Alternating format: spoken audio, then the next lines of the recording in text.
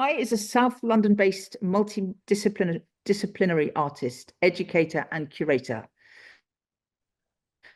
Her practice employs experimental photography and printmaking and looks at the relationship between human interaction in urban settings. The work is driven by a fascination with storytelling, psychogeography, and the cyclical nature of landscape.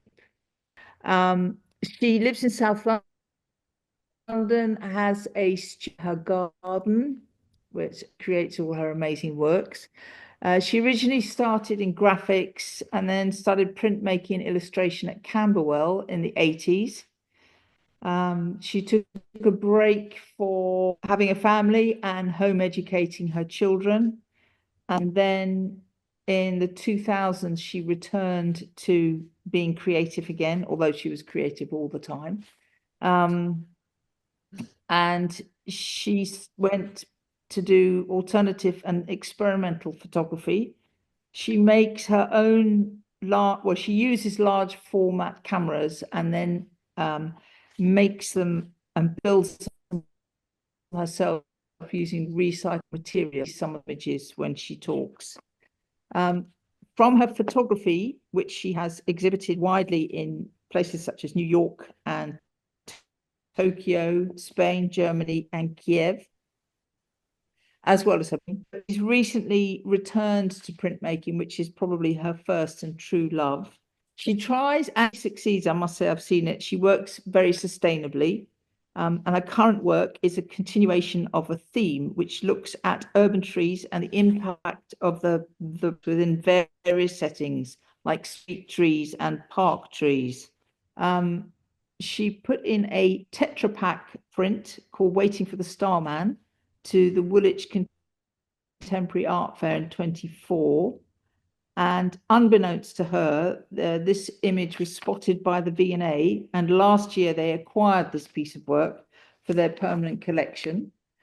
And it has been included in their current show at the V&A, Lasting Impressions, Women Printmakers from 19,000 to Now.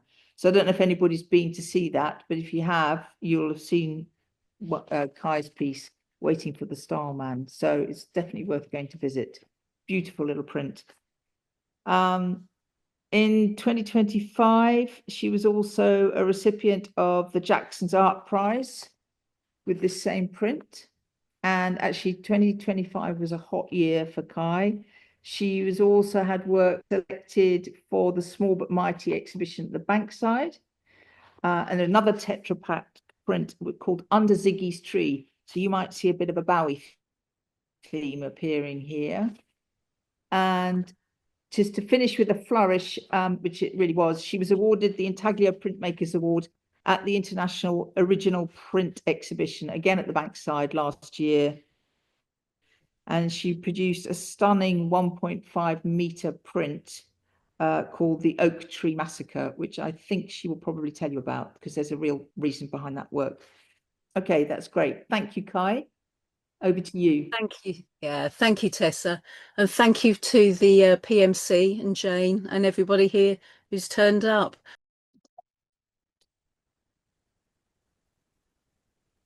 Welcome to my South London studio, converted from an old Edwardian potting shed. It serves as both a darkroom and printmaking space.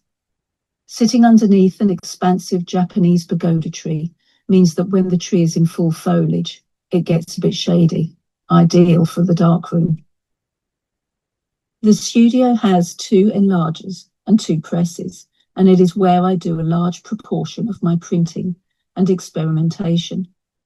The supply of ink provided by Cranfield Colours after winning the Intaglio Award at the Jackson's Art Prize has a purpose-built storage shelf tucked behind my door. As part of my practice, I try to limit my impact on the planet by reusing, recycling, and consideration towards the type of materials and processes I use. Currently, I am using dry point as my main process, and in an effort to be more sustainable, I have been using Tetra Pak as a substrate. Plates are drawn onto directly with a sharp dry point needle, but I also use other implements that both inscribe or abrade the surface. The plate is inked in the usual manner, and I use either oil or safe wash inks. Wiping has to be done carefully to retain the burr on the surface. I dampen my paper. I use a variety of papers depending on the look of the print. BFK, Somerset, Origami are just a few of them. The two presses vary in size, with the larger gunning allowing me to make large prints, but the polymetal HS35, which also has a converted and extended press bed, affords the possibility of extremely long prints. The gunning etching press, only recently acquired, has a wonderful heritage. Here are a selection of some recent plates and prints. Not all have been printed though. The plates are quite delicate, but it is possible to get an edition of about 30 prints if required. The trees are part of the larger series Breathe, a dialogue with the urban forest, and include both park specimens, private gardens and allotments, and pollarded street trees, in order to show the contrast between their treatment. Even the park trees get heavily pollarded sometimes. This was printed on Origami Kawanaka 25-gram paper.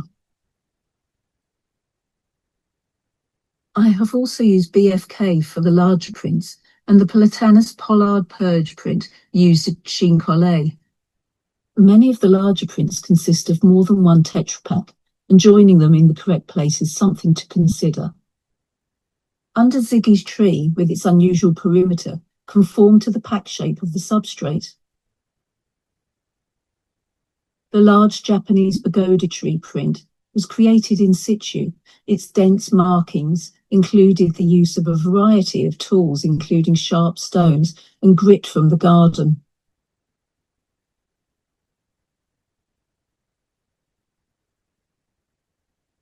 The reverse of the print is not always the prettiest. The life drawings included here are made in real time during the class and drawn directly. They are then printed at my studio. Often the plates have small extensions, allowing for the inclusion of an extended foot or arm. These plates are occasionally printed in colour, but mostly in black and white. The duration of the pose determines the level of detail. Thank you for watching this short film. I hope you found it informative. Right. So moving on. As Tessa said, I'm based in South London, and the studio is at the bottom of my garden. It was a converted Edwardian potting shed. So I also use it both as the darkroom and print space. So it's a bit of a juggle, and I obviously have to black out windows and everything at the time. I need to convert it into a darkroom.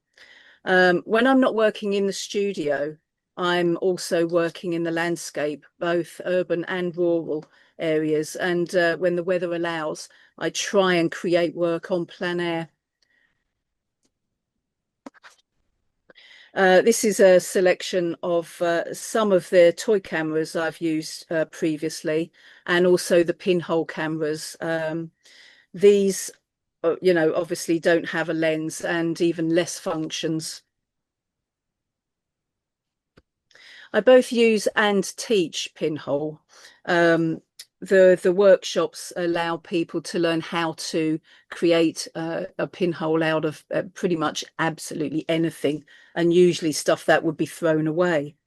These are some of the cameras I've used before, both the toy cameras and the pinhole cameras. They're obviously bought ones rather than homemade. So let's see.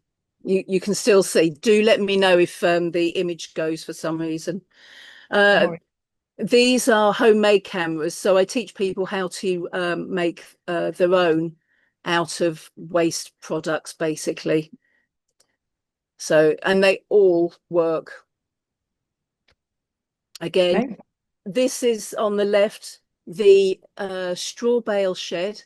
And that's actually on a South London nature reserve, and it's quite a cramped space, but I can usually get about 20 people making pinhole images in there and processing them.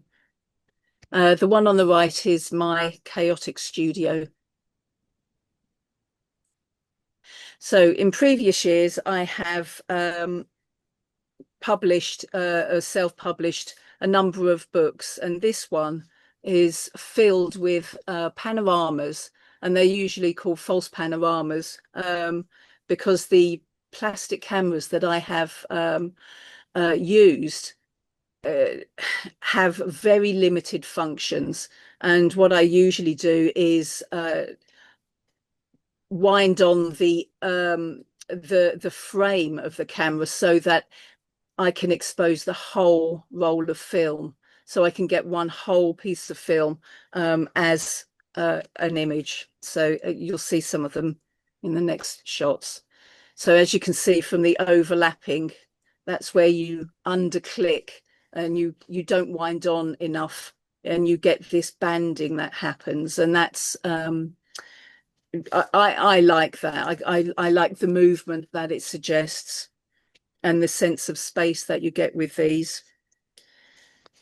And that follows through to other aspects of my work as well, which you will see later. So my love of the broad horizons and the time element involved, you know, creates this sense of space and movement. Transients, so another small collection of works using pinhole and plastic cameras again. These are ephemeral in nature, the photo suggesting sort of distant memories of childhood and something which I've kept vague and blurry in order for people to actually, you know, sort of impress their own memory on them. This one was created on a pinhole again. It was a long exposure. And the children that are actually in this image were all wearing beekeepers' veils. So they were learning how to keep bees. Mm. So the next series of images don't actually use a camera, and they're all contact methods. This one is called Lumen Face.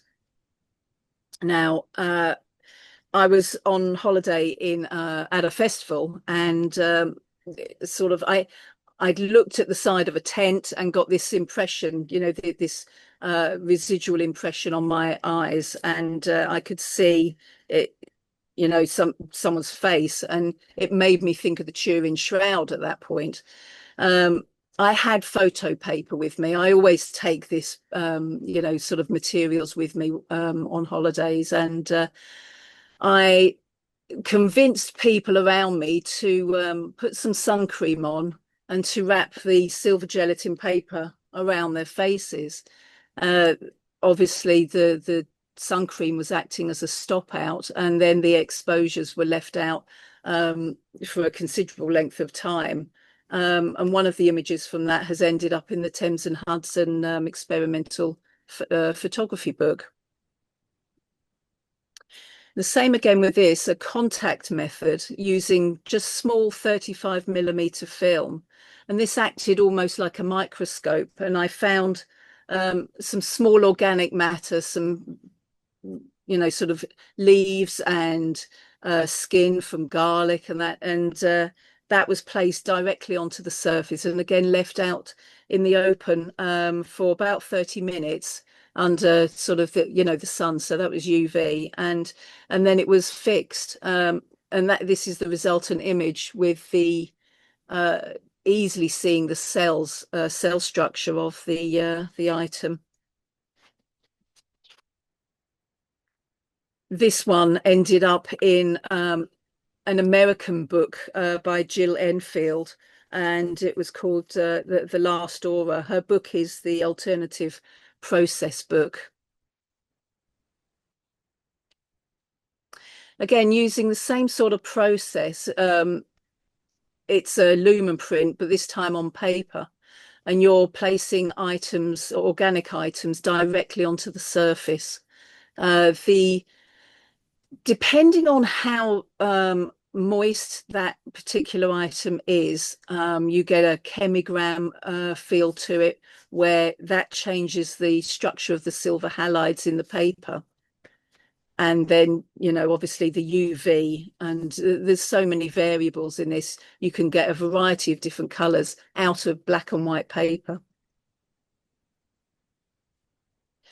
This one, Garden of Unearthly Delight. Now, in order to expand beyond the limitations of the normal size of the paper, I'll tear that up, lay it outside, and placing these, you know, various items on the surface. This is actually really large. This is sort of A1 size. So I've also laid bones down on the surface, and often I will use the carcasses of various animals as well in order to get, you know, sort of interesting effects. Now, this one has an unusual title, Soft Toy No Batteries, because I'd actually received this in the post from a friend. And this was what she'd actually written on the label for the post office. So presuming you can't send corpses in the post, and you know, it became the title. So the little Robin ended up being immortalized. Using the previous images, and I had made a series, I turned those into negatives and then recoated some different paper. Using those negatives, they became cyanotypes. So I created quite a large body of work with these. Again, the same one. This is part of the Dying Light series. This deer had been run over. A friend had found it in her garden, and I thankfully was going past. It's the largest piece of work I've done. It is obviously deer size. It became quite sort of awkward to actually make prints from it, but it was fascinating watching the marks that were being made over the course of at least a week. I changed the paper, the photo paper, every day. And obviously, you know, sort of nature took its course, and I ended up with some interesting marks, and also the inclusion of some extra life forms. And when you can zoom in on this, you can see some of those.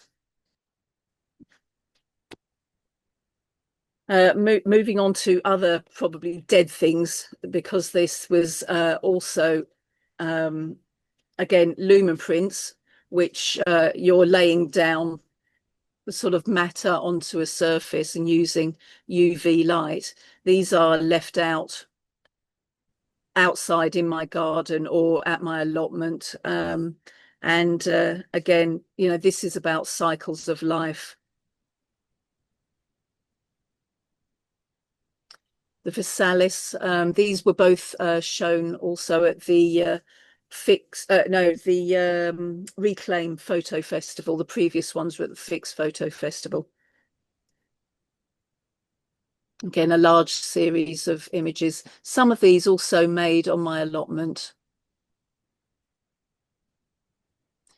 This was shown at the Metro at Salon 18 and won the award for the silver gelatin works. Now, anthotypes are, again, a similar process to the previous images, but what you're using as the emulsion are botanicals. So I will take things like elderberry and spinach, rosemary, a variety of different berries in order to crush down, make an emulsion, and then coat surfaces with them.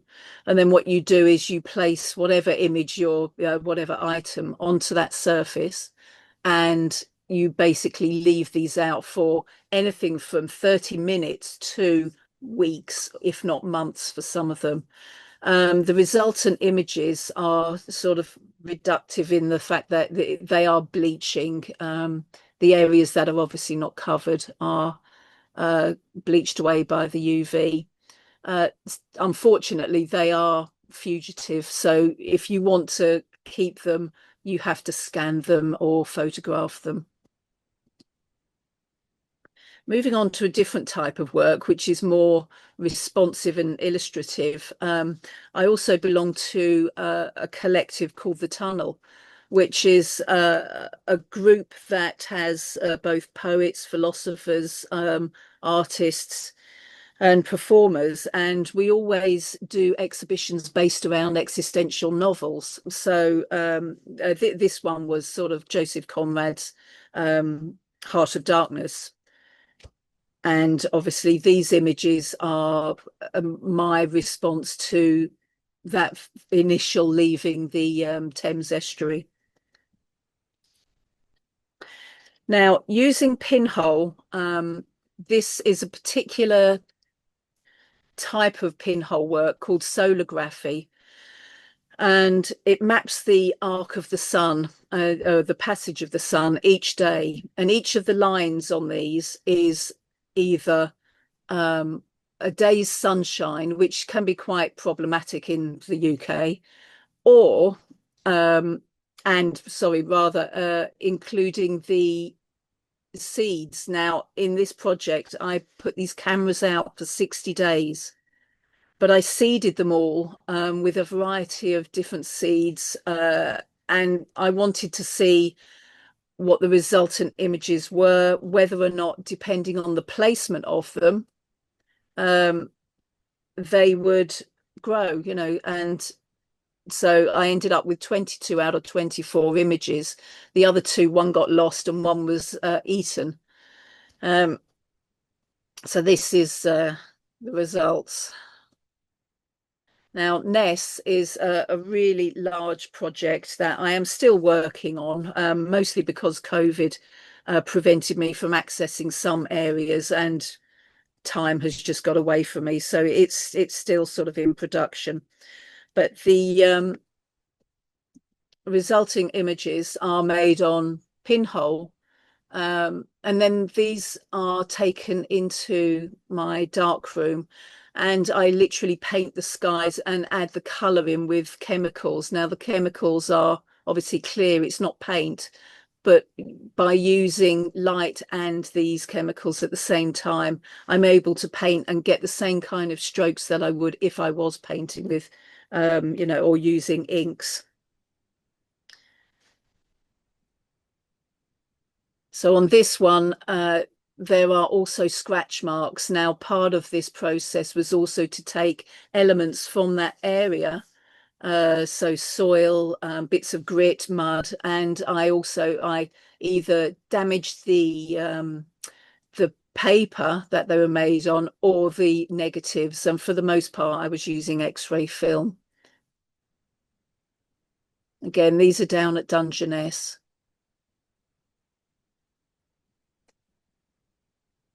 And again, that repetition of image, which is something obviously as printmakers we're all interested in.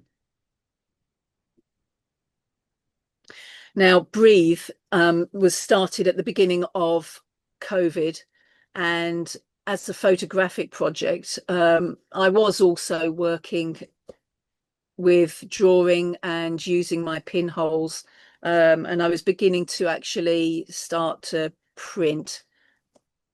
But these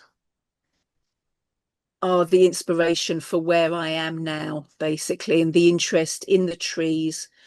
As soon as we were able to leave our gardens and go out to parks, I started noting people's response to them and how, you know, they felt about being in that environment. And then I started comparing the trees that were in parks that were allowed to grow to their full potential, and were, you know, sort of obviously particular specimens and looked after. I was comparing those to street trees, which became more denuded and often suffered heavy pollarding. Now, these are and will be prints made into prints, not photographic ones. So I'm starting to look at working with printmaking. Now, Fallen Quercus was created in direct response to an oak tree massacre. Now, this particular event has obviously generated much work. Now, these pieces are originally cyanotypes. So it started off as a pinhole, and I was asked to come and document the site, and I used my large format pinhole to do that. These are now cyanotypes. There will be 131 of them. I've not yet finished. Each one is the same, but because of the nature of the cyanotype, the exposure, and I'm also toning them with the oak galls from the tree in that image. So I collected as many oak galls for the tannin that I could, and then these are being toned. Now, moving on to printmaking and small books. So this one is obviously in a follow-on from the Oak Tree Massacre and Did They Scream? It's a limited edition handmade photo book, and it has also amended pieces inside which are hand tinted, and you know, sort of there's writing in there with oak gall and stuff. So that's this one is a dry point, so that's a Leporello. So this one, inspired by Ed Rush's and his typologies, looks at the street trees in my local area. So literally those that are surviving the heavy pollarding, down to the last few here, which were obviously dead.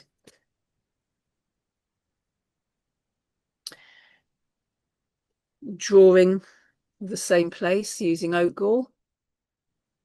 Now, this is the one that Tessa described. That was the exhibited at the International Original Print at the RE's Bankside, and that's what won the Intaglio Award. So the larger ones are obviously details.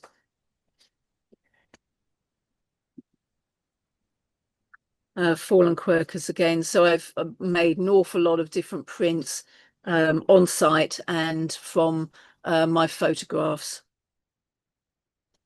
Again, this is Waiting for the Starman and Under Ziggy's Tree, which were made on Tetra Pak. And I do carry Tetra Paks around with me. Bizarre, maybe, but if I don't get to do the work there, I'll start it off and make drawings onto it and then work up in more detail later.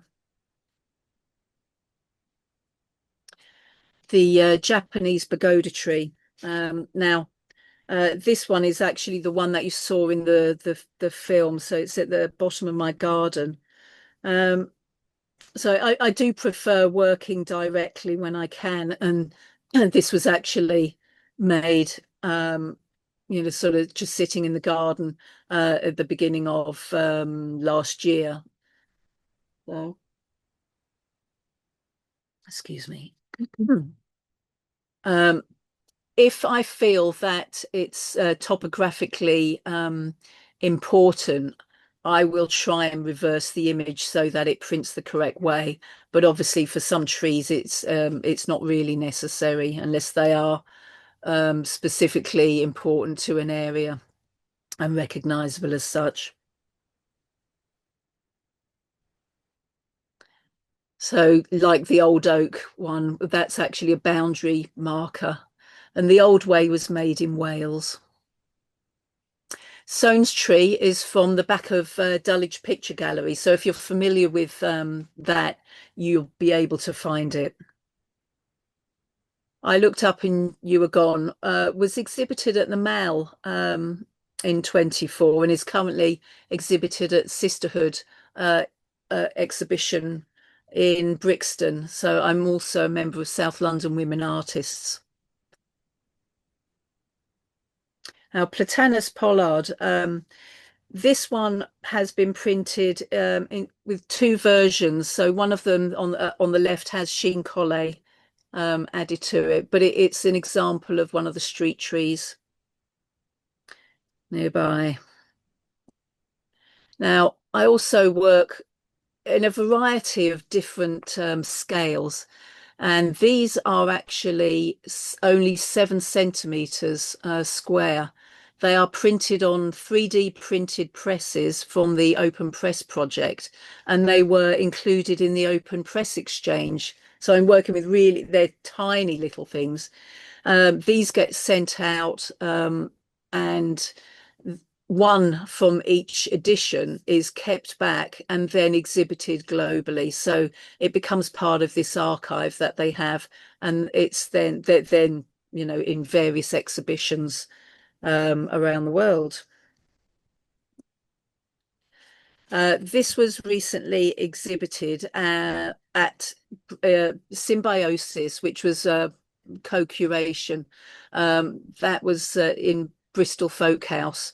That's photographic, but using an expanding binding so that the images can all, once on display, they can all open up completely and you can see what's going on. Now, this was about, it's called Fallout, and it's about pollution in a particular area on the North Kent coast in the estuary.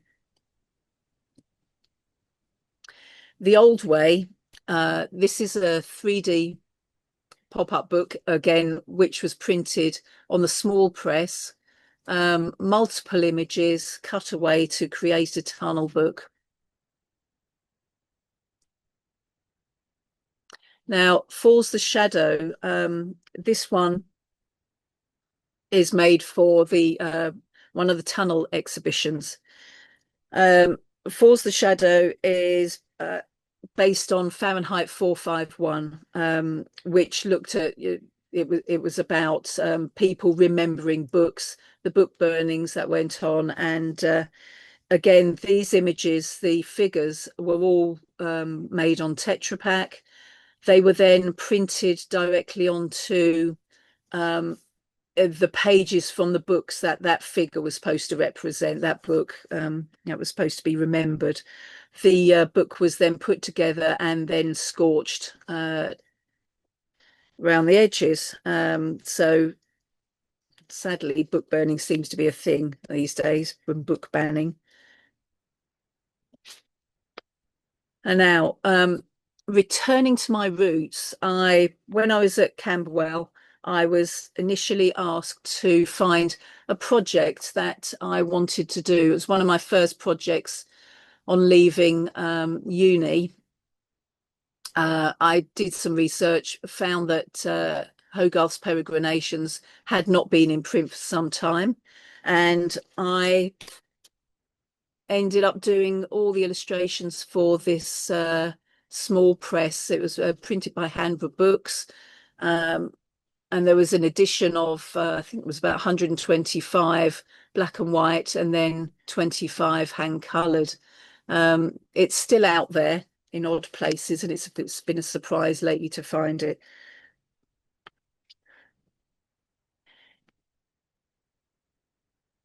The New Arcadian Journal, again, these are some of the books that I worked on in the early 90s. I worked with lino cut at that point. Unfortunately, I cannot find the images from the inside, and I realized that I only ever did the artwork, and that was sent off, sort of working as a jobbing illustrator, that was sent off, and I never made editions of them. But the contents include images of Greenwich before there was anything in the city, so you've got clear views behind. And also I spent a good length of time in Dungeness at Prospect Cottage in Jarman's garden when he was still alive, and had the great fortune to have a chat with him while I was working on the lino cuts of his garden. So if you ever find a copy of any of these, you'll be able to see. So I'd just like to say thank you, and here's my contact details if you like them, and if you have any questions now. That was brilliant. Thank you, Kai, so much. Fascinating. And I didn't realize what a broad selection of work you have, which is great. Well, thank you very much. What a broad range of work. And but it was interesting to see that the theme runs through. So you're true to that, which is really, that's quite something. I enjoyed that. The Leporello display under a glass dome, that was just, I thought that was really witty, and I enjoyed seeing that because it's hard to display things like that in an original way, but it worked really well. But the questions, I have two questions. One is, when you were talking about your Lumen Face series, you described something called the contact method. Yes. I don't know anything about that. Could Okay. you explain that? Well, normally, if you're using photographic paper, you would be using something to project, and it would be an enlarger, and that would be the image would be projected onto it. With the contact, it literally is what it says. And I took the photo paper and I wrapped it around people's faces. So that's where you've got this opened out view of them. I could go back to the images. No, I get, so you presumably you could put that on any object. You can.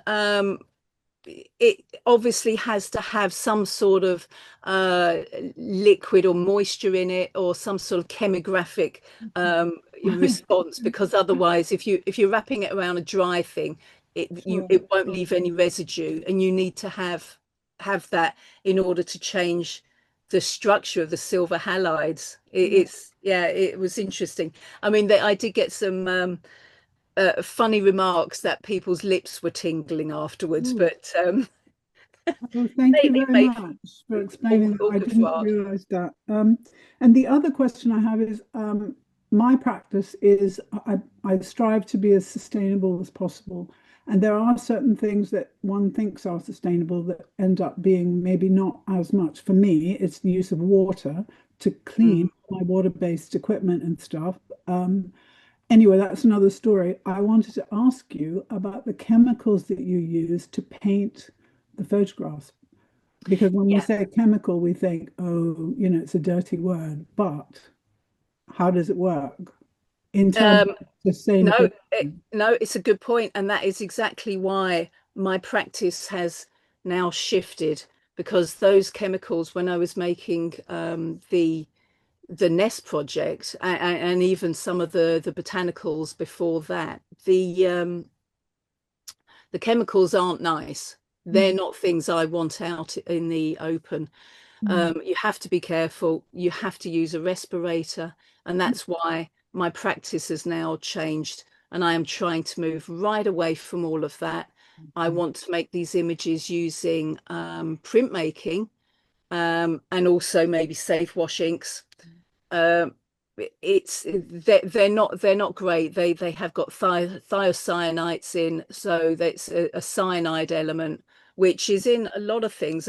Even the cyanotypes have a cyanide, but because it's bound within the iron element, it's safe as long as you don't put it near acids. But I don't like using them, and as I say, I've pretty much stopped using those now.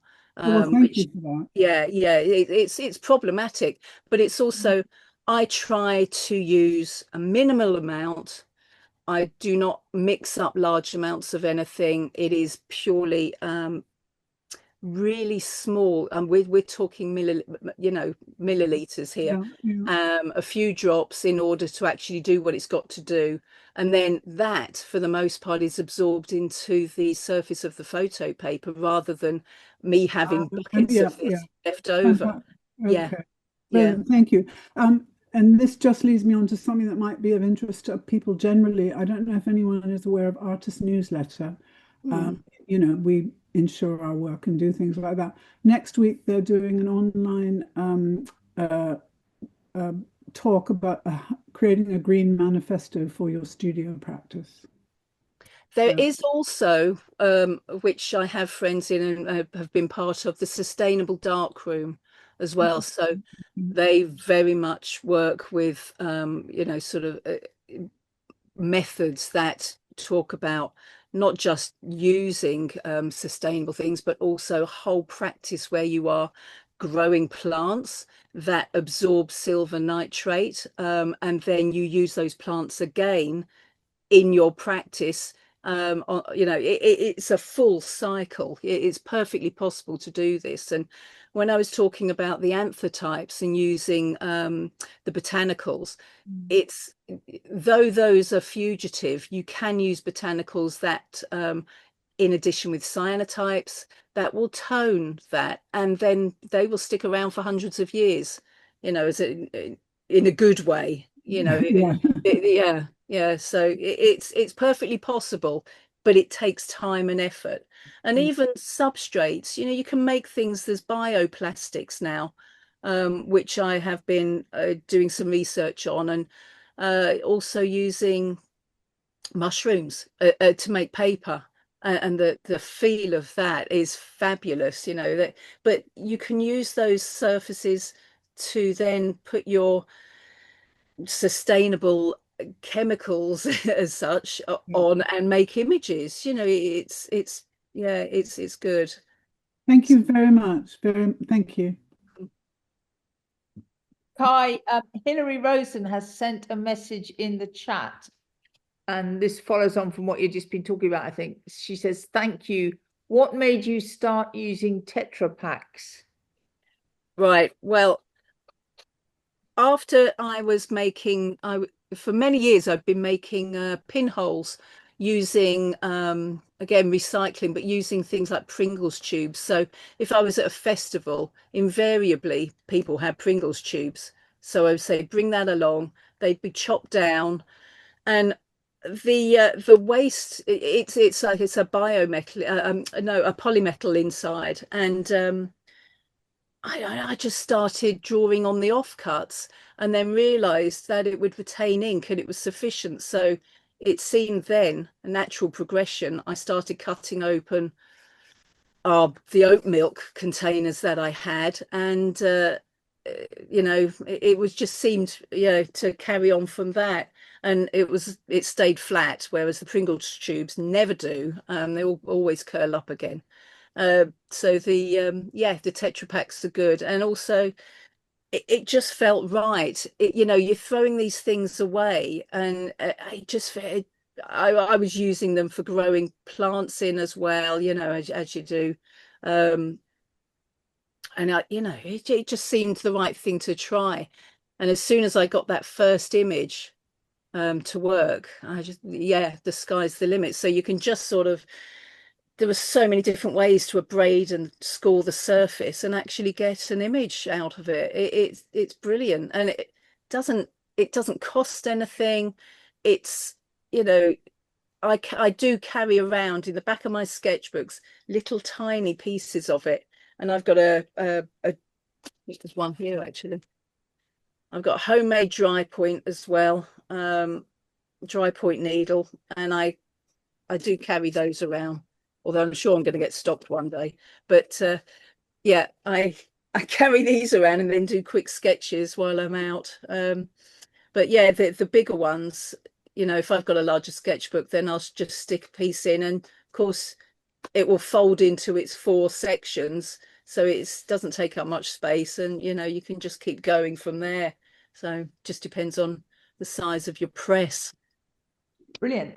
And also it's cheap, which is something we have to think about. I mean, yeah, you know, you're using the content, so it's free, and it's exactly the same thing. I used to, you know, I would make pinhole cameras out of old peanut cans or sweet corn, you know, and you've used the contents and you get the benefit of turning it into something at the end. Well, Deirdre Cashdan has sent you many congratulations many times and said how lovely your work is. But did you say there's a print exhibition at the V&A at the moment? There is. I'm in waiting for the Starman, the tree. Is in Lasting Impressions, Women Printmakers from 1900 to now. Thank you. It's on until September. Oh. And it's also, I've just discovered, featured in the V&A magazine as well. Okay. Yeah, you can use anything to make a mark. So yeah, just scoring in. Yeah, I will sit there with the Tetra Paks on a board, take out my dry point needle or I'm really inspired. I'm using, and work direct. Do you ever open your studio to anyone and she hears you're an educator? I am. I do pop-up workshops in different venues. Would I open my studio? Well, it would need a serious tidying up if I did that. Yeah, potentially. One day. I think it's always hard when you're working in a space, it just fills up. I mean, I'm fortunate to have two. So I've got the one at the bottom of the garden, which is great when it's not Brilliant. freezing cold in there, and but I've also got a small room indoors in my house, and that is obviously absolutely filled to the gills with everything. So I have smaller presses in here, and I also have stacks of paper and work, and it becomes this geological survey of making. There's always a lot going on, but yeah, if I do workshops in a variety of different places and also different themes, so both photographic and printmaking. So where do you advertise your workshops, Kai? On Instagram primarily, but also on my website, so that they pop up. Yeah, so it's just if you look up Kai Lewis, I generally come up to a Kai Lewis artist. Thanks I very was much. really interested in your talk. It was absolutely fascinating because it was just such a different way of approaching materials and media, and you're obviously very comfortable with all the sciencey part of the whole thing, the chemicals and the sort of geological aspects. Did you start off as a scientist rather than an artist, or did they just grow into each other? No, they definitely grew into each other. Far from it. If there was anything I was more fearful of, it was chemicals, and I think in some respects that's probably given me a healthy respect for them.